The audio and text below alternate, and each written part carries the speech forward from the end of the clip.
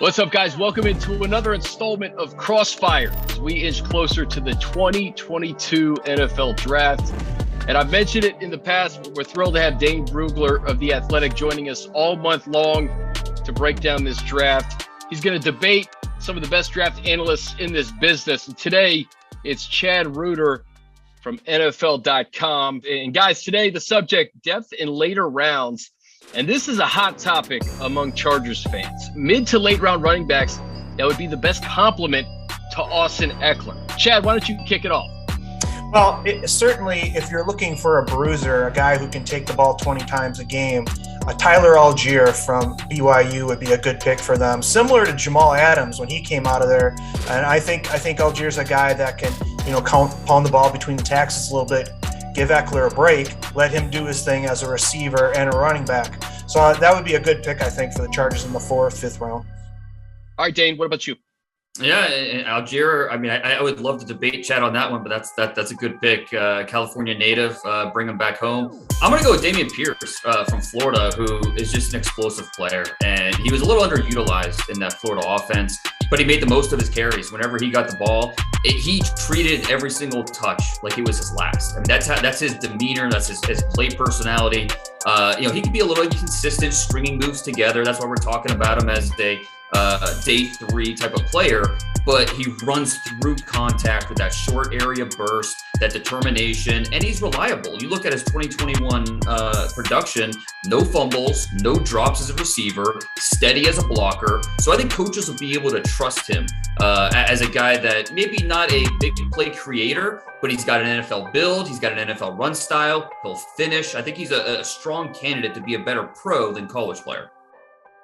Chargers certainly looking for that clear-cut running back 2 to pair with Austin Ekeler.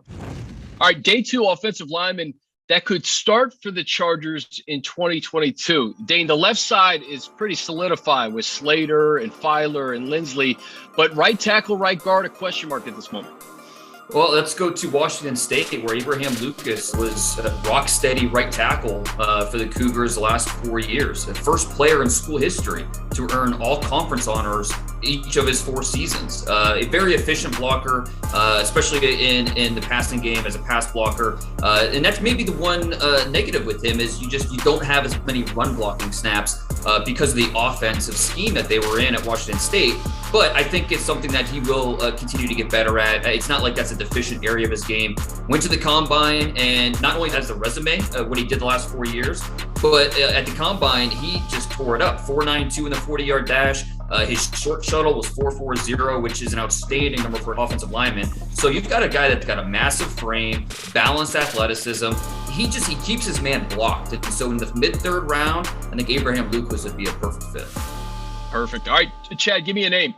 I'm going to disagree with my esteemed colleague, Mr. Brugler. Abraham Lucas is a good pick. I think he'll be gone by the mid-3rd round. I think a guy that could be available to them, depending on which way they want to go. If they want to get a guard to move into that spot, you're looking at Sean Rhyan from UCLA. Just a tenacious blocker. He's going to be a really solid pro for a long time in the 3rd round. And if you want to tackle, then they're looking more at Max Mitchell. If you want a right tackle there, Louisiana product, he could be a solid 3rd round pick for him, potentially 4th round. But to be honest, I think they may be looking in offensive line in the 1st round. I think people will be surprised that they could take a Zion Johnson or a Trevor Penning if they're available in the 1st round. All right, next topic. Chad, you can kick this one off. A mid to late round edge prospect that could potentially develop behind Khalil Mack and Joey Bosa. We talk about those 2 guys, perhaps the best rushing tandem in football. Chris Rumph is there from Duke, entering his 2nd year, but maybe another guy that could develop behind those 2. Yeah, MYJAI Sanders from Cincinnati, I think, would make a lot of sense somewhere in the middle of the draft. A lot of people liked him as a first 2-round guy this year, but I think at the combine, he didn't do as well. He wasn't feeling well going into the combine. He went down to 228 pounds, I believe, is what he weighed in at that. But as a 4th round pick, 3rd, 4th round pick, he's an explosive guy with length. He's got some real potential to be a solid, number 3 pass rusher in the league. All right, Dave, give me a name to watch there.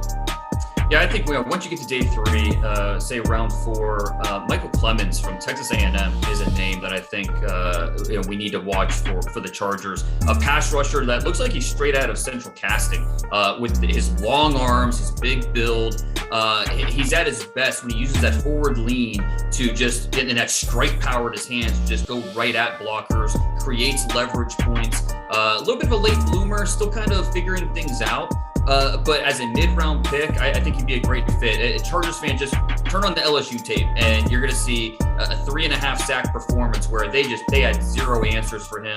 That speed to power rush skills, Khalil Mack, who could be an older brother type to a guy like Michael CLEMONS. I love that fit. Gentlemen, love it. And who knows, maybe 1 or 2 of these guys will be in powder blue in a few weeks.